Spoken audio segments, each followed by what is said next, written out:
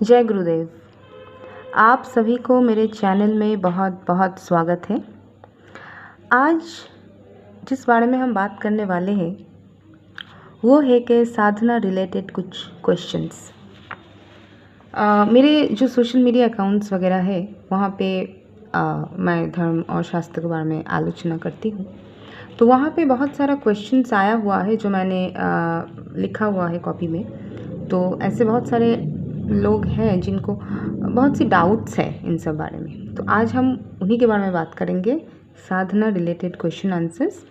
हम मैं कोशिश करूँगी कि उनका सही सही जवाब दे सकूँ। बाकी जो भूल त्रुटि हो जाए तो आप तो बड़े हैं, हाँ, सब आप लोगों का मन बड़ा है, मुझे ऐसा लगता है, तो आप लोग हमें क्षमा ज़रूर कर देंगे अगर कोई गलती हो जाए भी तो। और एक बात भी कहना चाहती हूँ कि हो सकता है इनमें कुछ मेरा अपना भी ओपिनियन जुड़ जाए, तो सो अगर ऐसा कुछ लगे कि हाँ ये वाला चीज़ गलत लग रहा है तो ऐसा नहीं है। हो सकता है मेरा अपनी साधना का जो अनुभव है, जो एक्सपीरियंस है, उससे मिला है बहुत कुछ उत्तर मुझे। ऐसा नहीं है कि हर एक चीज़ मैंने किताबों में पढ़ी है या फिर गुरु से ज्ञान प्राप्त हुई है। हाँ, ये तीनों चीज़ रहता है। एक तो गुरु से ज्ञान प्राप्त हुआ है, एक शास्त्र के जो जितने भी ग्रंथ है धार्मिक, उन सब से बहुत कुछ जानने को मिला है। बहुत सारे महापुरुष अवतार, उन लोगों के जितने वाणी जितने अनुभव थे उन सब से जान चुकी हूँ। और एक होता है कि अपनी साधना से बहुत कुछ ज्ञान प्राप्त होता है। जो साधक साधिकाएँ है, जो साध्वी है, उन सबको पता है ये चीज़। तो मेरे मित्रों, आप मेरे चैनल को सब्सक्राइब कर लीजिए, आपसे विनती है, और लाइक कमेंट शेयर आप अपने हिसाब से कर दीजिएगा। तो चलिए शुरू करते हैं। जो जितने क्वेश्चंस आए हुए, मुझे पता नहीं सब एक साथ होगा कि नहीं, तो एक एक करके मैं क्वेश्चंस बोलती हूँ और आंसर्स भी। जैसे किसी दोस्त ने मुझे पूछा था ये कि हमारे हिंदुओं का जो प्रतिमा होता है, मूर्ति, वो किस तरह का होनी चाहिए घर में। घर में किस तरह का होनी चाहिए, किस धातु से बना हुआ होनी चाहिए। तो पहली बात मैं बोल दूं कि सबसे उत्तम होता है सोने का, उसके बाद आप चांदी का ले सकते हैं। और अगर ये सब नहीं मिले मतलब ये सबके बस की बात नहीं है कि सब अफोर्ड कर पाए, तो आप पीतल का जो आता है मूर्तियाँ, वो सब खरीद सकते हैं। और अगर ये भी ना हो, देखिए हमारे घर में भी हर एक मूर्ति पीतल का नहीं होता है, और ऐसा भी होता है कि बहुत पुराने मूर्ति हो जो पहले से प्रतिष्ठित हो, तो हम उसे ऐसे ही नहीं विसर्जन वगैरह नहीं कर सकते। तो पत्थर का जो मूर्ति आता है वो भी आप यूज़ कर सकते हैं, क्योंकि आपने देखा होगा कि मंदिरों में भी पत्थर की जो मूर्त है वो लगाया जाता है और पूजा जाता है। तो पत्थर का मूर्त भी आपको मिल जाए तो बहुत अच्छा है। और देखिए अगर ये सब कुछ भी ना हो तो फिर मिट्टी का ले सकते हैं, लेकिन मिट्टी का जो नियम है वो मैं आपको बता दूं। जब हम कोई जैसे पार्थिव शिव पूजा करते हैं, या फिर पार्थिव शिव पूजा मतलब कि मिट्टी से शिवलिंग बनाना, तो मिट्टी से हम कोई भी मूर्ति बना सकते हैं, लेकिन उसका विसर्जन ज़रूरी है। ऐसा नहीं है कि मिट्टी वाला जो मूर्ति है घर में पूजते नहीं हैं, बहुत से घरों में होते हैं। लेकिन मैं अगर बोल दूँगी कि सब गलत है तो लोग मुझसे झगड़ा करने आ जाएंगे कि कैसे बोल सकते हो आप। लेकिन मैं वही बोल रही हूँ जो एक्चुअल है चीज़ के। मूर्ति अगर मिट्टी का है तो पार्थिव हो जाता है और उसका विसर्जन ज़रूरी होता है, ठीक है। तो ये सब चीज़ आप ख्याल रख सकते हो। और अगर ऐसा हो कि आप बहुत बिज़ी रहते हैं, रोज़ पूजा नहीं कर सकते, या फिर आप कहीं आप बाहर रहते हैं, घर बंद पड़ा रहता है, या फिर ठीक ठाक नियम से पूजा नहीं दे सकते हैं, ठीक ठाक ऐसे ही कुछ अगरबत्ती लगा दिया, सिर्फ दीप लगा दिया, ये भी शायद आपसे नहीं हो पाता है, तो आप फ़ोटोज़ रखिए। आप मूर्ति छोड़ दीजिए, आप फ़ोटोज़ रख लीजिए, तो उसमें क्या होता है, दोष नहीं होता है, कोई भी दोष नहीं लगता है। तो आप फ़ोटोज़ लगा लीजिए भगवान जी के। अच्छा, नेक्स्ट क्वेश्चन में मैं जाती हूँ। नेक्स्ट क्वेश्चन ये है कि हवन के बारे में है, ठीक है, कि हवन कितने बार, कैसे, क्या करना चाहिए। तो देखिए जो आम लोग हैं पूजा पाठ करते हुए हवन ज़्यादा नहीं करते। हवन ज़्यादातर वही करते हैं जो साधक साधिकाएँ होते हैं, जो साधना करते हैं, जो मंत्र साधना करते हैं वगैरह, ये सब करते हैं। और हम लोगों के घर में जनरली क्या होता है, मैं सभी की बात कर रही हूँ, अगर सत्यनारायण व्रत हो गया, या फिर कोई षटचंडी हो गया, या फिर लक्ष्मी पूजा, कुछ भी हो गया, मतलब स्पेशल कुछ हो गया, सरस्वती पूजा हो गया, ये सब घरों में अगर हो, मतलब स्पेशल कोई पूजा होता है, तो उस टाइम क्या होता है कि पंडित जी आते हैं घर पे, फिर वो हवन करते हैं। यही होता है, घरों में हवन होता है, ऐसे होता है कि साल में 5-7 बार ऐसा कुछ आ गया पूजा तो तब करते हैं। लेकिन हम जो साधक साधिकाएँ होते हैं, हमें हर दिन हवन करना पड़ता है।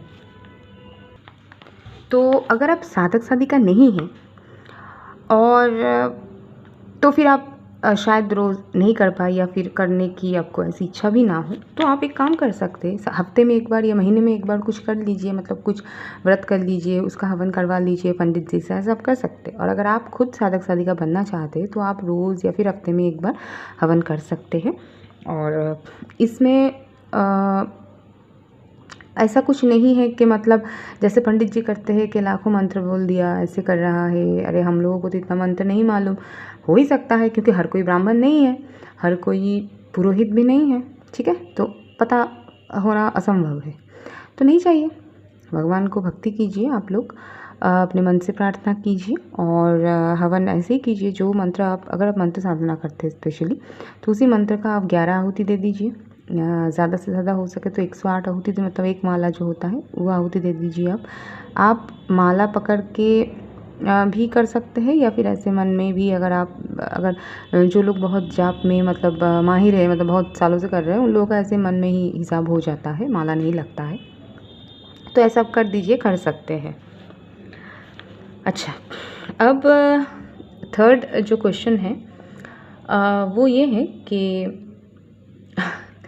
वेजिटेरियन नॉन वेजिट वर्सेस नॉन वेजिटेरियन हो गया है यहाँ पे। मतलब कोई दोस्त था, उसने पूछा है ये कि वेजिटेरियन लोग ये बोलते हैं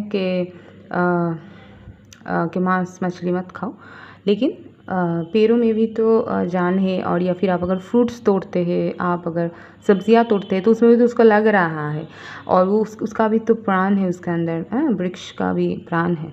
तो इस बारे में मैं एक ही बात बोल सकती हूँ कि साइंस यही कहता है वृक्ष का प्राण है, सब ठीक है, हमारा भी प्राण है। लेकिन आपको क्या लगता है कि एक वृक्ष और इंसान या फिर कोई जो जानवर होते हैं उनमें वो सेम लगते हैं आपको? वृक्ष चलता है, वृक्ष आ ऊ करता है, वृक्ष रोता है, उनको खून निकलता है क्या? तो प्राणी हत्या का मतलब ये है कि चेतना का हत्या, ये नहीं कि सिर्फ शरीर की हत्या है। अगर वृक्ष काट रहे हैं तो वो भी बहुत ही निंदनीय है, वृक्ष काटना भी तो इलीगल है ना। तो वृक्ष नहीं काटिए, आप उनका फ्रूट्स तोड़िए, उनका जो फल है वो सब तोड़ के आप खा सकते हैं।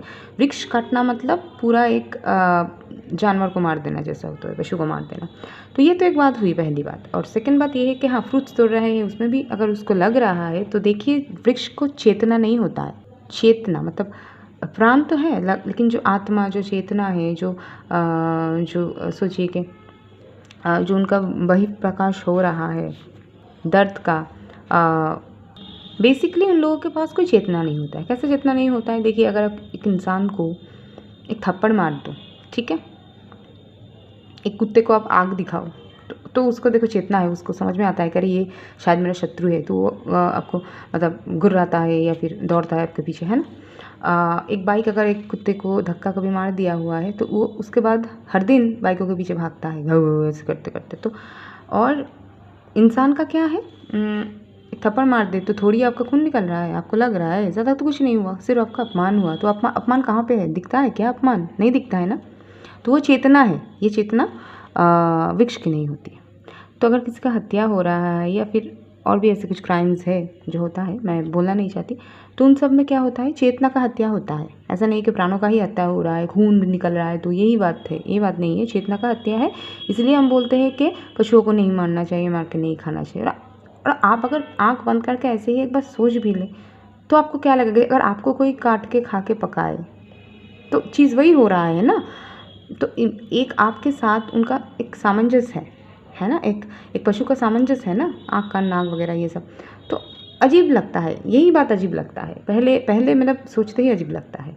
तो यही अगर अब क्या है, लोग ना कुतर्क करने चले आते हैं कि नहीं पेड़ों का भी प्राण है वगैरह ये। तो अब क्या करें, कुतर्क करने वाले तो बहुत आ जाएंगे।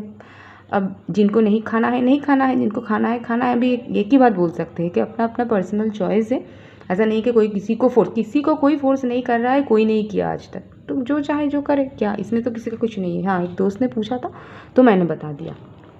अच्छा, और 4 नंबर जो क्वेश्चन है वो है कि कुछ लोग ऐसे क्वेश्चन पूछते हैं, मैंने भी देखा है कि पैसा नहीं है तो क्या करें? पैसा नहीं है तो हवन सामग्री, पैसा नहीं है तो जो बर्तन वगैरह भगवान जी के लिए, प्रसाद वगैरह हर वक्त खरीद नहीं सकते हैं, फूल भी शायद हर वक्त खरीद नहीं सकते। हो सकता है ऐसा बहुत बार हुआ भी है, ये आश्चर्य की बात नहीं है, बहुत सारे लोगों का होता है। हमारा भी ऐसे समय आता है, आया हुआ है, ऐसा सभी का होता है, ऐसा कुछ नहीं है।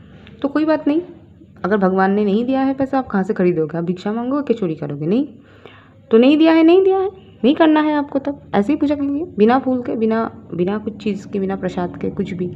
ठीक है, भक्ति भाव ज़्यादा ज़रूरी है। पैसा हो तो आप खर्च कीजिए भगवान पे, ऐसा नहीं है। बहुत सारे लोग का पैसा है, एक भी मतलब रुपए का अगरबत्ती मोमबत्ती तक नहीं लगाते हैं। बहुत सारा पूजा करना तो बहुत दूर की बात है।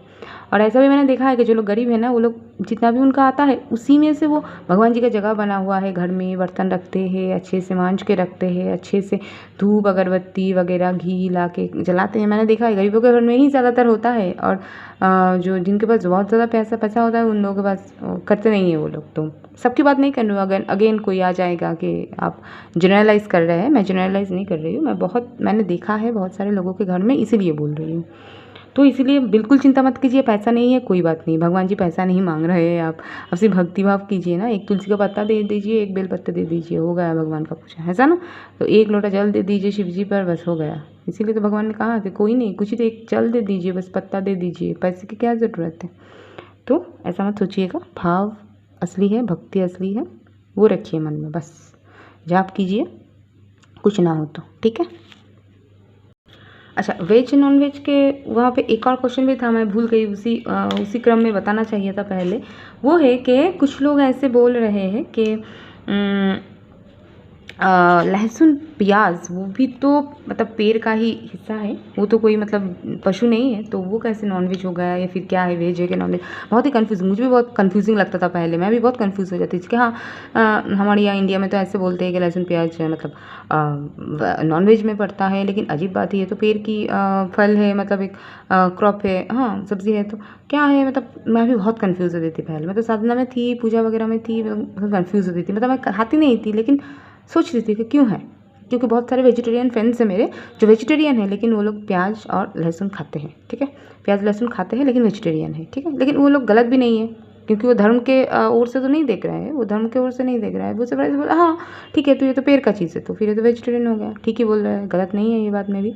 तो मेरे बहुत सारे वेजिटेरियन फ्रेंड्स से मैं बोल दूँ जो प्याज लहसुन खाते हैं, आप भी खा सकते हैं, ऐसी कोई बड़ी बात नहीं है। हाँ, कोई व्रत वगैरह हो आप मत खाइए, लेकिन मतलब ऐसे ही पूरा साल आप खा सकते हैं। वेजिटेरियन है इसका मतलब ये नहीं है कि प्याज लहसुन आपको छोड़ना है, वो व्रत में निषेध होता है। आप वो बात सोच लीजिए, व्रत है आपका कोई तो निषेध है, एकादशी है, शिवरात्रि है, प्रदोष है, आपका लक्ष्मी पूजा है, दुर्गा पूजा है, नवरात्र है, तो आप मत खाइए अगर आप मानते हैं, अगर आप व्रत करते हैं।